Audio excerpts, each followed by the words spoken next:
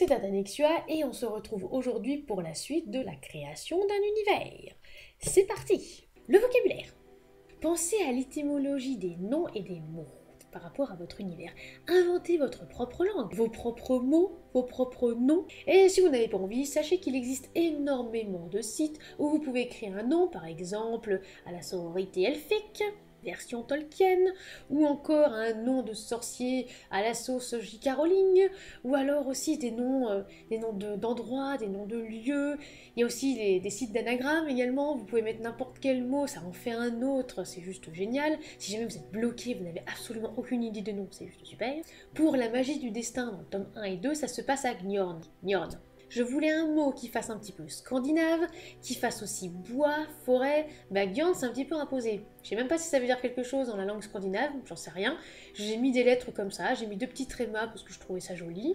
Et puis voilà, Njorn. Où est-ce qu'elle se passe, son histoire? À Njorn. Pensez aux 5 sens. 5 sens. Ou alors, si vous êtes comme deux sentinelles, vous les utilisez tous. Je reviens un petit peu à ce que j'ai dit au début. Soyez projetés dans votre univers. Usez de vos 5 sens. Qu'est-ce qu'on peut toucher? Effleurer l'odeur qui se dégage de tel ou tel endroit, ce qu'on entend aussi, la nourriture que l'on peut manger, ou aussi, tout simplement, qu'est-ce que l'on voit devant soi. Imaginez votre personnage, il sort par exemple d'une porte, admettons, il sort, il y a juste la porte. Qu'est-ce qu'il voit devant lui? Imaginez-vous à sa place, qu'est-ce que vous voulez? Vous voulez de l'herbe, vous voulez des graviers, vous voulez au contraire une rivière et il va se noyer, qu'est-ce que vous avez envie? Et puis aussi, de temps en temps, nos personnages nous parlent et nous envoient déjà dans les rêves un petit peu les scènes qu'ils veulent. Donc là, c'est encore plus simple pour les retranscrire. L'arrière-plan. Votre héros est un inspecteur qui vient rendre visite à un informateur dans le pire bar de la ville.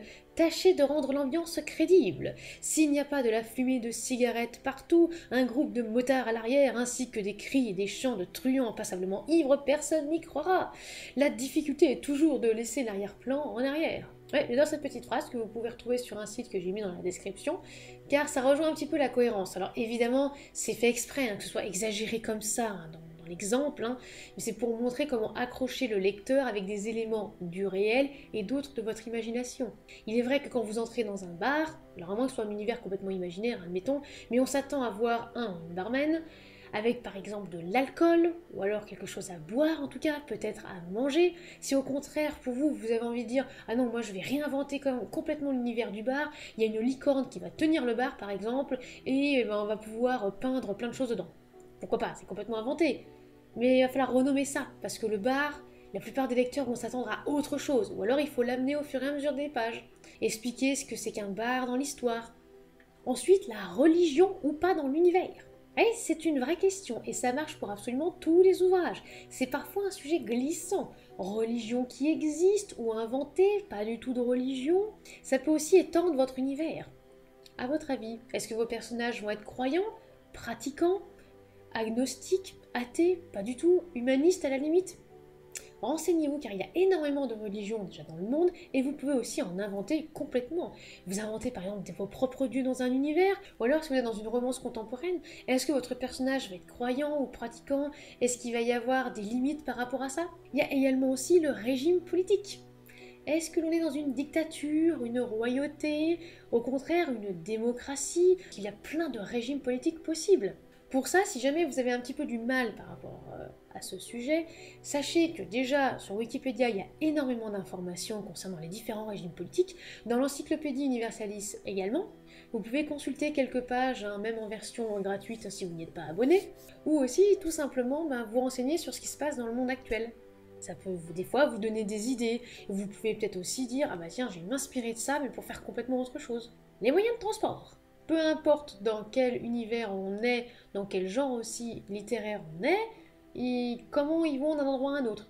Est-ce que c'est un magot et hop, il va se téléporter d'un endroit à un autre comme ça? Est-ce que au contraire, c'est quelqu'un qui va préférer les motos, les vélos, les trottinettes, ou au contraire les voitures? Alors ça peut être des voitures sur route, mais ça peut être aussi des voitures volantes. Est-ce qu'au contraire, ça va être un vaisseau spatial? Est-ce qu'il va y avoir des ponts entre univers? Un petit peu de Stargate avec la pointe des étoiles. Pensez à ça aussi, le moyen de transport. La culture. Oui, dans un univers, il y a forcément de la culture.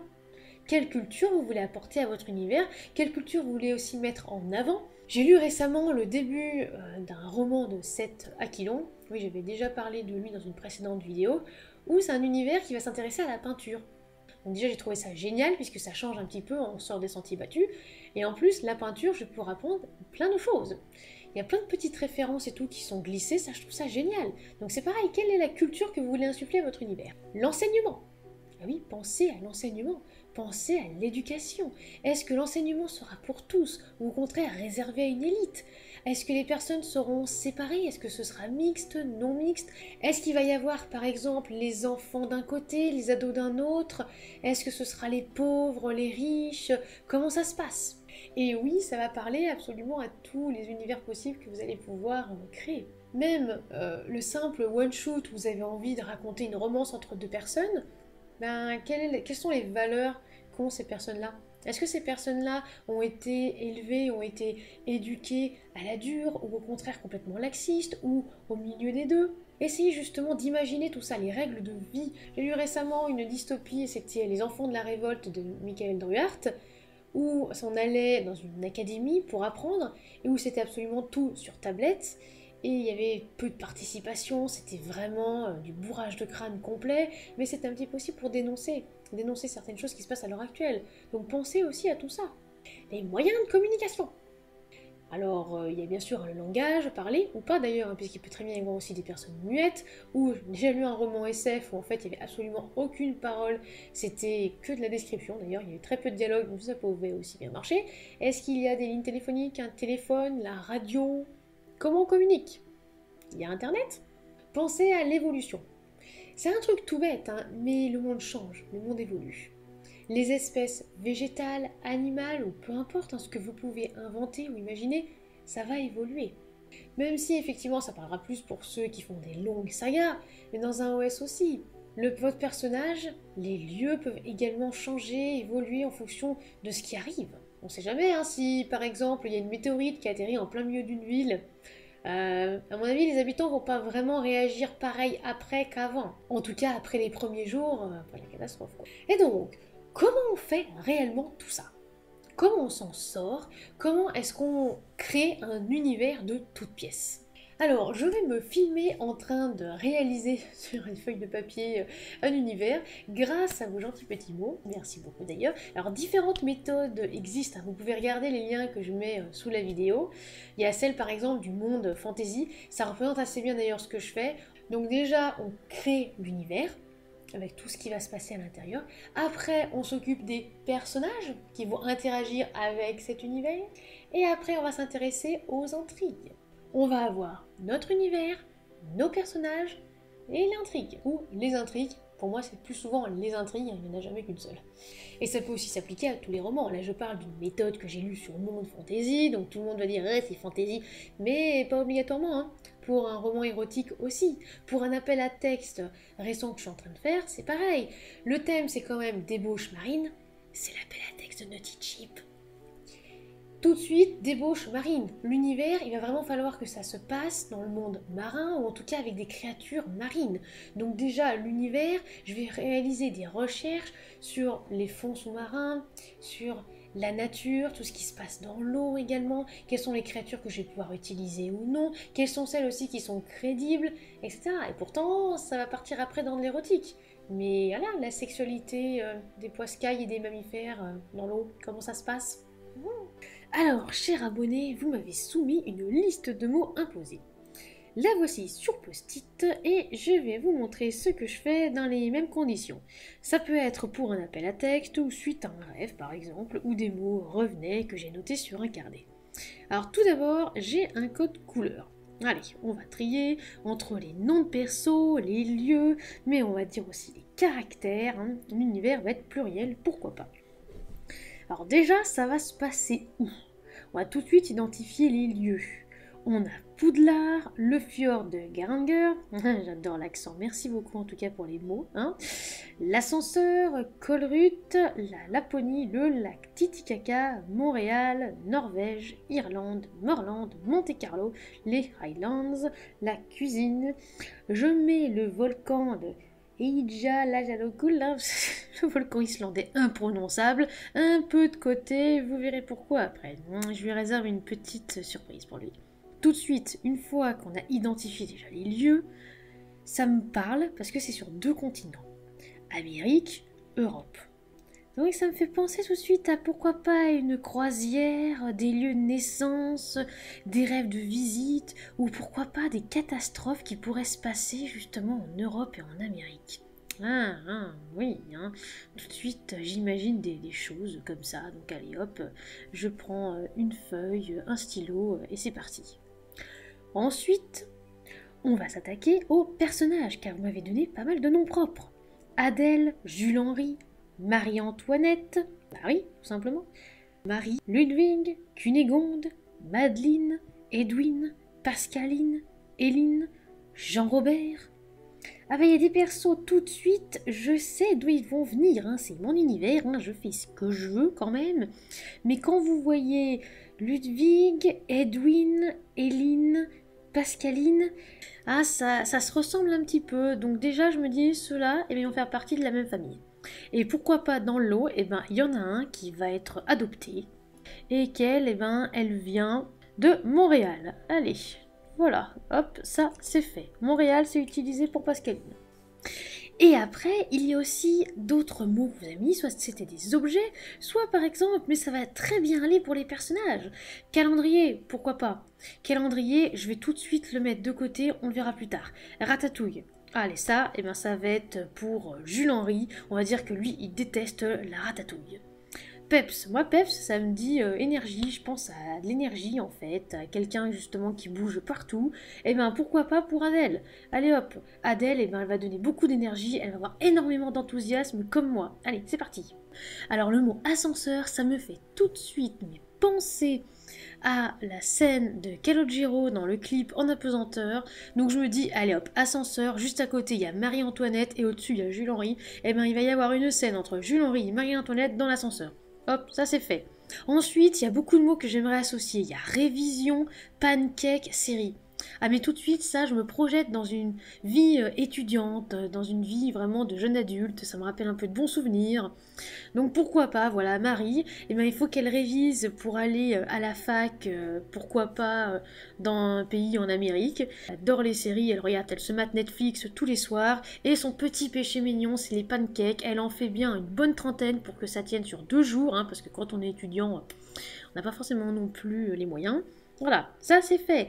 La maillot, et bien la maillot, et bien on va estimer que, allez, Marie-Antoinette, un petit peu de maillot, toi ton petit péché mignon, crevette mayonnaise. La cuisine, mais c'est encore plus simple la cuisine. On peut dire qu'on va revenir à l'étudiante qui a un petit studio, elle dort là où elle cuisine, hein.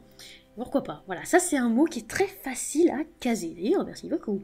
Carambolage. Alors carambolage, c'est marrant parce que c'est avec un C, mais moi tout de suite ça me fait penser avec la lettre K à la magnifique émission d'Arte. Donc là, je suis en train de me dire tout de suite, Ludwig là, en plus ça parle de Laponie juste après, et bien en fait Ludwig, et ben ça va être un journaliste chez Carambolage. Voilà. Et il adore la Laponie, il adore le Père Noël, depuis tout petit il a envie de visiter la Laponie. Là il y a le mot anarchie. Ben, anarchie, vu que je pensais à une catastrophe, pourquoi pas, il y a beaucoup de villes, etc. qu'on va citer, et ben on va absolument pas savoir ce qui se passe, on va être complètement perdu. Ensuite bonbon, mais bonbon c'est archi facile, bonbon. Ça peut être quelqu'un qui tient une boutique de confiserie, ça peut être quelqu'un qui a toujours un bonbon dans sa poche. Je ne pense absolument pas à moi, je ne vois pas du tout de quoi vous parlez. Bonbon, c'est vraiment archi simple en fait. Donc bon, vous le mettez où vous voulez. Et en plus, juste après, on va parler de gourmandise. Ah bah gourmandise, et bah, tout de suite, ça va être un trait de caractère pour un personnage. Allez hop, il va être gourmand. Saperlipopette, mais Saperlipopette, c'est le nom d'un sort qu'il y a dans le jeu l'élixir. Donc tout de suite je pense à un joueur, donc Pascaline, qui en plus a été adoptée à Montréal, bah, vous voyez comment ça commence à se construire, et ben elle adore jouer à l'élixir, et Saperlipopette c'est le sort qu'elle adore. La grenouille. Alors grenouille, moi ça m'a tout de suite fait penser à un animal totem. Alors j'ai pensé au film d'animation Réponse avec, bon je sais que c'est un caméléon, mais voilà, grenouille ça m'a fait penser un peu à ça. Et bien pourquoi pas, bah là ça va être une grenouille qui va accompagner Héline en Irlande, pourquoi pas. Et la grenouille, bah, elle va porter un pyjama. Parce que oui, il y a un mot, c'est pyjama. Et ben pourquoi pas, une grenouille qui porte un pyjama. Vous ne l'avez jamais vu, et ben voilà, je viens de l'inventer. Après, le mot Morland, j'adore ce terme en fait parce que ça me fait tout de suite penser à un cimetière.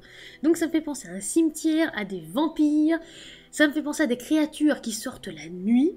Donc pourquoi pas, puis elles vont aller faire un petit circuit à Monte-Carlo. Voilà, parce que j'ai envie que les créatures... Pourquoi les créatures qui vivent la nuit n'auraient pas le droit de faire un circuit à Monte-Carlo? Pourquoi pas? Ah, puis alors, le mot inextinguible. Oh là là. Qu'on ne peut pas apaiser, hein, ça signifie ça. Eh ben, on va dire que ça va être pour Jean-Robert. Jean-Robert, ça va être le plus sanguin, le colérique, il va être inextinguible. Inextinguible, putain, j'arrive même pas à le prononcer. Parfait. Et il nous reste du coup notre volcan. Eyjafjallajökull, le volcan islandais. Eh bien, pourquoi pas? J'ai parlé d'une catastrophe, si vous vous souvenez bien, juste avant. Eh bien, il va y avoir une catastrophe avec ce volcan. Pourquoi pas un petit morceau de météorite qui tombe pile poil là où il faut, qui déclenche une éruption. Ce volcan, en plus, est explosif, si je me souviens bien. Boum! Petit hiver nucléaire dans le monde entier. C'est la panique la plus complète. Et voilà, et on retombe sous notre anarchie. Il va pas falloir être enfermé dans une chambre froide à Colruyt, hein, parce que sinon ça risque d'être la galère.